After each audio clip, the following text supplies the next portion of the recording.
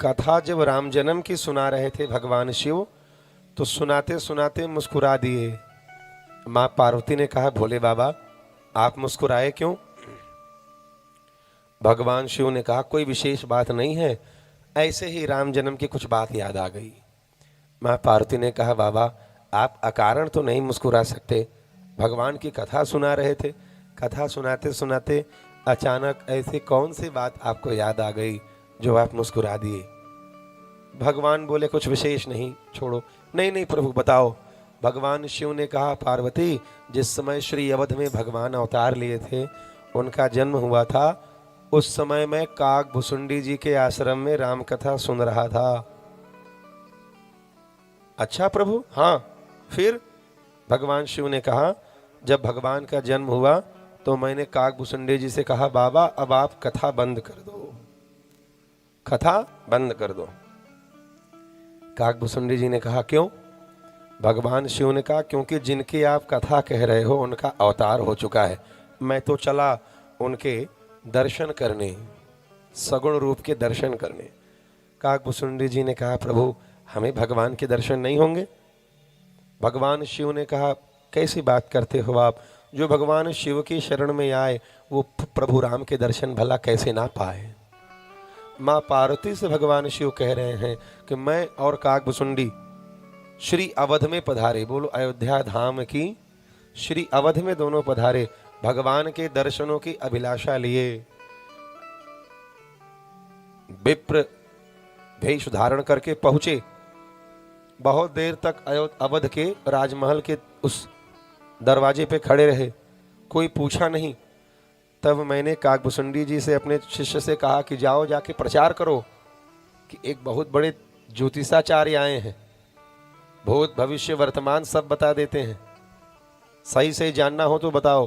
काग भुसुंडी जी गए, जब प्रचार किए तो हर माताओं बहनों की बड़ी इच्छा होती है कि हमारे पति भाई परिवार की कुछ भविष्य पता चल जाए। क्यों? क्योंकि सब चाहते हैं कि हमारा परिवार सुखी रहे। प्रेम से कहो जय सिया राम।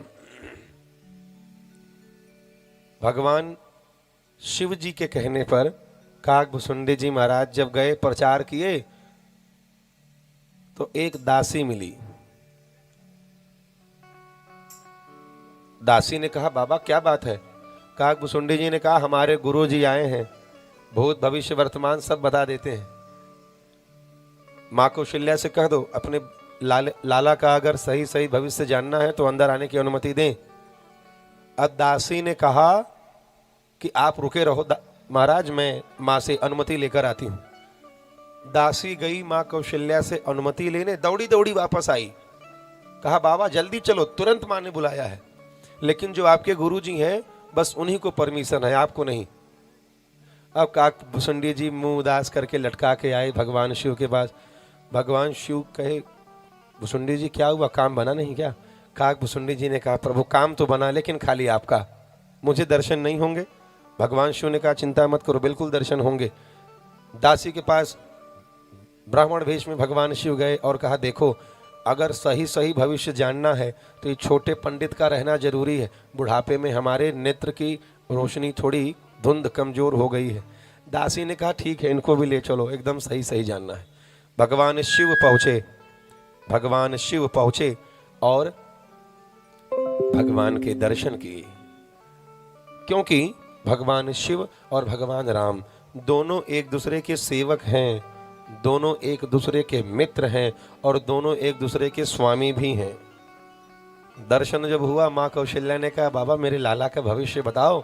अब भगवान शिव राम जी के हाथों को लेकर लगे भविष्य बाँचने, कहने लगे, बालापन जवलों तौलों खेलेंगे भवन आगे, होते ही किशोर मुनि कौशिक ले जाएंगे, ताड़ुका को मार मुनि मक रक्षा कर, गौतम तिया को तार जगजस पाएंगे, अयोध्या में रहेंगे सुख से कछुक दिन। इतनी भविष्यवाणी भगवान शिव किए थे कि तब तक भगवान राम भोले बाबा की उंगली नीचे से दबा दिए कि भोलेनाथ बहुत दिन बाद इस दरबार में खुशियां लौटी हैं, वनवास की बात अभी मत बताओ। भगवान शिव समझ गए, तुरंत हाथ छोड़ दिए। माँ कौशल्या कहती रह गई कि बाबा आगे का भविष्य बताओ, आगे का भविष्य बताओ। भगवान शिव हाथ छोड़ दिए कि नहीं मैया, आगे की हाल फिर बाद में बताऊंगा। इतनी कथा भगवान शिव माँ पार्वती को जब सुनाए तो माँ पार्वती भी मुस्कुरा दी। भगवान शिव ने कहा पार्वती अब तुम क्यों मुस्कुराई? माँ पार्वती ने कहा प्रभु हमें भी राम जन्म की एक बात याद आ गई। भगवान शिव ने कहा कौन सी बात? माँ पार्वती ने कहा वो जो दासी आपको अंदर लेकर गई थी ना, वो कोई और नहीं, वो मैं ही थी। बहुत देर तक आप लोग खड़े थे तो मैं ही भगवान के दर्शन आपको कराई थी। माँ भक्ति स्वरूपा है, श्रद्धा स्वरूपा है। जब तक भक्ति स्वरूपा श्री राधा रानी मैया जानकी माँ पार्वती माँ स्वरूपा भक्ति जी की कृपा आप पर नहीं होगी, तब तक आप साधन करके साध्य तक नहीं पहुंच पाओगे। इसलिए साधना की पहली सीढ़ी आपकी भक्ति है।